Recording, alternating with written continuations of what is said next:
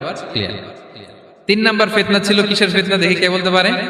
প্রথমটা হচ্ছে বিশ্বাস বা ঈমানের ফিতনা, 2 নাম্বার হচ্ছে সম্পদের ফিতনা, 3 নাম্বার জ্ঞানের ফিতনা। জ্ঞানেরও কিন্তু ইলমেরও একটা গরম আছে, যার ইলম আছে তার মধ্যে এই সমস্যাটা কাজ করে।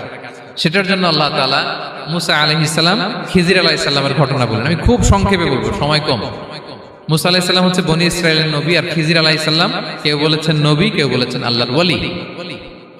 আসলে আরবিতে ওনার নাম খদির, আমরা বাংলায় বলি খিজির। খদির মানে সবুজ। উনি যে কোনো জায়গায় বসলে ওখানে মরা গাছ লতা পাতা এগুলো সবুজ হয়ে যেত, অনুর্বর এলাকার উপর দিয়ে হেঁটে গেলে ওটা উর্বর হয়ে যেত। তো মুসা আলাইহিস সালাম একবার ওয়াজ করতেছেন এইভাবে বনি ইসরাইলের সামনে, খুতবা দিচ্ছেন। হঠাৎ এক লোক দাঁড়ায় বলে, ইয়া নবী আল্লাহ, মান আ'লামু ফিল আরদ, বর্তমান পৃথিবীতে সবচেয়ে জ্ঞানী কে? মুসা আলাইহিস সালাম বলেন, ফাকালা আনা, আমি।